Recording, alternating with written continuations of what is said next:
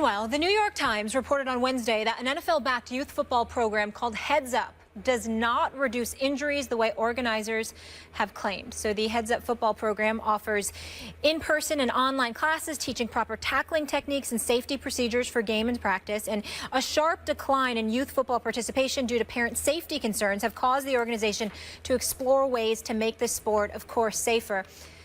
Max, is this bad for the NFL? Of course.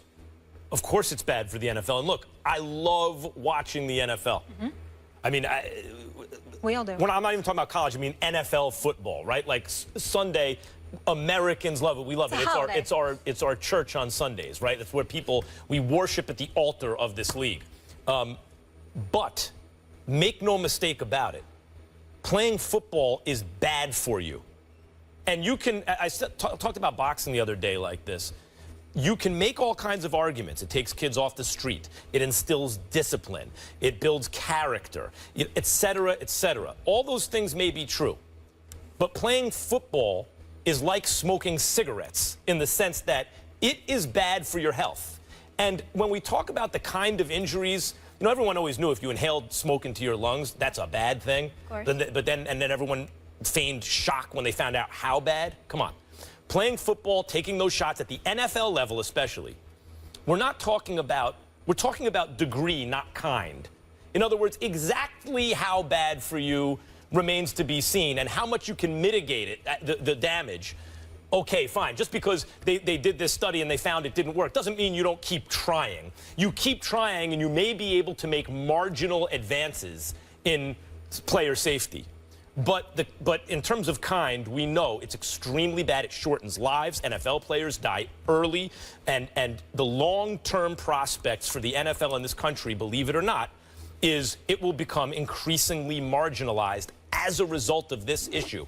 So I'm sure if you're in the NFL and you're thinking, we got to get out ahead of this issue, we have to make this sport as safe as possible, you're hoping you're going to get some good news here, for example. And what you're finding is tackle football is just bad for you, and there's never going to be a way to make it good for you. And so the long-term fortunes of your sport, even when you try to get ahead of the injury issue, I don't know how you stop it from, over time, becoming marginalized. As inclined as I am to use this time to rebut that argument, I think it's only fair to you to ask you to explain yourself just a touch further when I present this question. How can you, Max Kellerman, of all people, make such an argument when you are renowned and famous for covering the sport of boxing? Yep. I mean, where literally, you know, I mean, football players might have helmet-to-helmet hits, lowering their heads, or when they get tackled, their head may hit the turf. That's some of the players.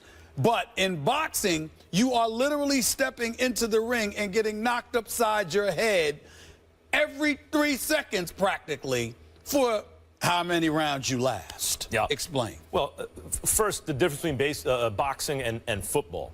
I have 3 daughters. If I had sons, they'd probably, you know, my oldest probably already be in the gym working out boxing, right? Got it.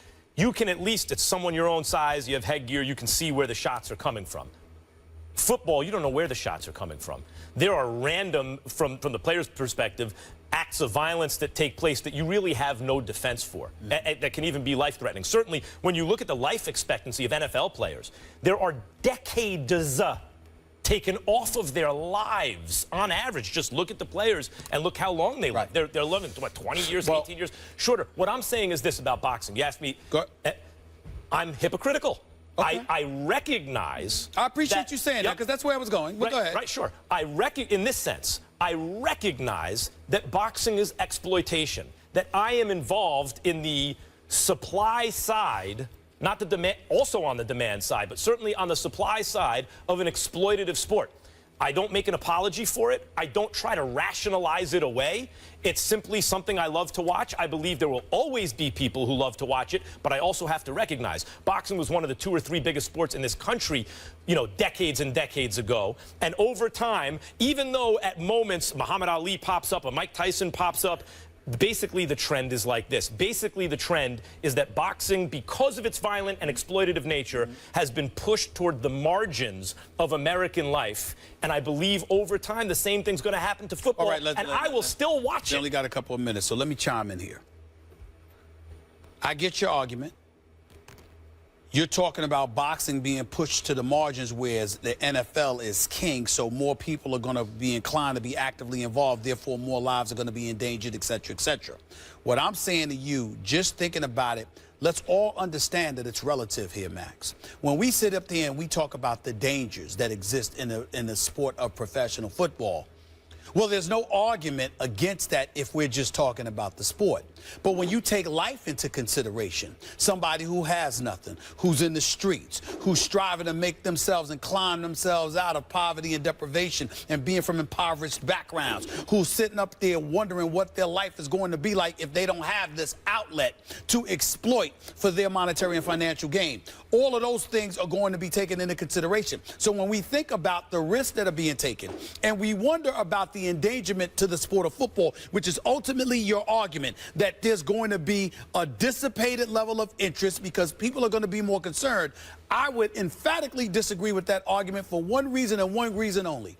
Demographics. When you look at it from a demographical standpoint and you take into account the fact that you are young, whether you're black, Latino, or whatever, even white, because there's a whole bunch of poor white people in America as well. Rich ones too. But I'm just saying, let's not all think that everybody that's black that's playing in the NFL comes from an impoverished background. There's some middle-class brothers playing in the NFL. There's some poor white guys playing in the NFL, just like there's poor black guys. I'm simply saying that they recognize the risk. We must then ask ourselves, why are you so hell-bent on taking it?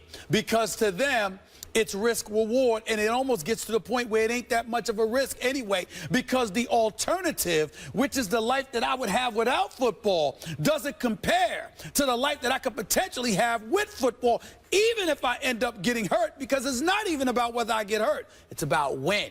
If I get hurt after I sign that contract, if I get hurt after I cash that money, if I get hurt after I guarantee myself a quality of life that I otherwise would not have been able to pull off, because even a 9-to-5 job, assuming I get my education and I go out there and I work, ain't gonna reward me with what potentially I can do if I can pull off a 3 to 5 year career on this level, on an elite level, of course, then that says to me it's something the NFL recognizes, and as a result, they are not concerned, and we shouldn't be concerned about the sport fading. What we should be concerned about is what's going to happen to those who get involved, as opposed to whether or not they're going to choose to be involved, because they ain't going nowhere. There are always going to be ancillary benefits. There will always be a market for football. My contention is that market will shrink over time as a result of the safety issue. But to your point, it is therefore incumbent upon us who peddle this stuff, who consume this stuff, to make every effort to make it as safe as possible. That's true.